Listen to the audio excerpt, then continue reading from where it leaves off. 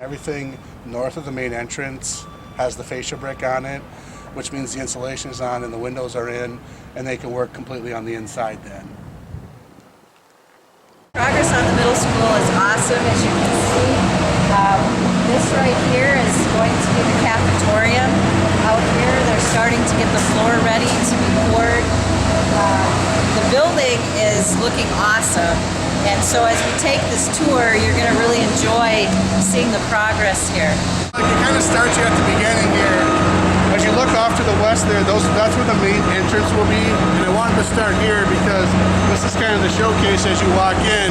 This is the whole lobby slash cafetorium area. And this is probably the least finished part right now. And as we go more toward the north in the classroom section, you'll find that that area is probably about 80% complete. This is a tiered cafetorium. So as you stand at the top, you'll be able to see all the way to the bottom so you can see what's happening. So this is number one showcase piece of the new middle school, the cafeteria. Rec center down the road after that gets built. And then I don't have a lot of details about that, but we'll have some joint agreements and we'll share some space and some parking, and this will be how we connect. And this is a double gymnasium, 2 gyms that will run end to end, north to south. So 1 gym on that end, 1 gym on this end. It will be wood floors, and as you can see right now, they're working to bring it up to grade. They'll have cardio machines, weight machines, free weights, kettlebells, all that kind of stuff. Then at 8:30, this set of doors will lock, and then anybody who comes to visit us after 8:30 will have to come in through the office area, check in, and then they'll go back out on this side of the doors. A greatly improved security piece for people coming in and out of the building. Assistant principal's office, a student intervention room, and a conference room at the end of that hallway down there. Again, this area, I realize they got to put the fixtures in yet, but then the bathroom is ready to go as well. So we're really getting close in a lot of areas to being fully completed. This is the media center slash library. We really have it built and constructed to be a 21st century space. Obviously, we're going to have some bookshelves in here, but we have lots of access to electronic media, a good meeting space. And as you can see, it's going to be a very, very open, beautiful place with a high ceiling, lots of natural light. This will be a good learning space for our students to come into because they'll have access to the book materials they need, and then they'll have access to the electronic materials they need through iPads and computers. And just again, when you look at it from the outside, I know the public gets worried about, are we going to get done, are we going to make it?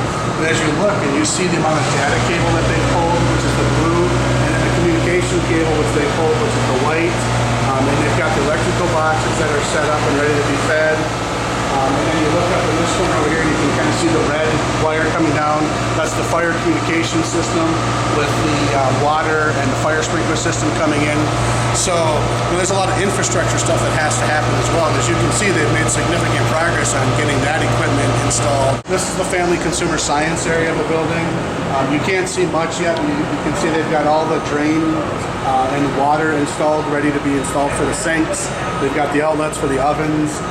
So we'll have a kitchen on this side and a classroom section on the far side. We have one of our 6 team areas that we call them. They're just open common areas. Each of them is accented by a skylight, so they get natural light during the day. And then what's a little bit different about this building and our current building is that lockers are located within their team area instead of in a separate location. So if this is where your child had class, they would have language arts right there, they would have reading in that corner, they would have social studies right there, they'd have science over there, and then they would have math right here. In a shared math classroom. So what we're able to do in this space is create a flexible learning environment, and specifically we're focusing on the math area, and we're looking at doing what are called math labs. Science classroom. Obviously it has some very typical classroom space in the middle. At this point you can see where the outlets are cut in so that they have to plug in microscopes or stereoscopes or different visualizers. You can see the plumbing is coming out of the wall space there so they can have plumbing for their sinks and their water. Our classrooms run just over 850 square feet, which is a very good sized classroom for a middle school environment. So here we have an art classroom, and again you can see this is a little bit bigger than a typical classroom. The extended layout caters to some special storage that they have, or special materials, special drying racks that they might need for their clay.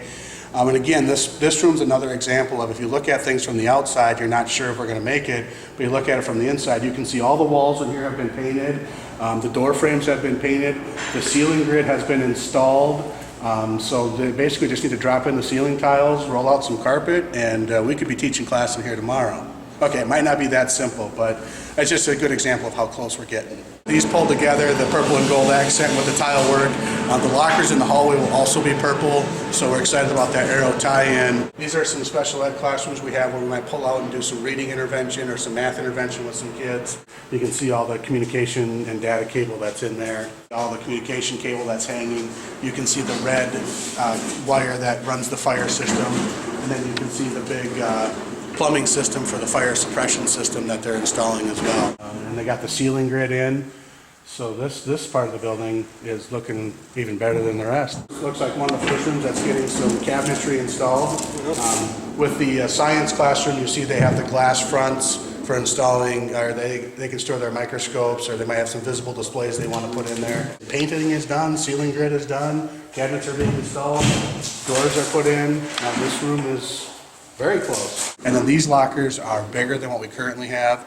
It addresses one of the other concerns we have this day and age with the textbooks and all the materials that kids carry. I'm going to show you in this classroom here.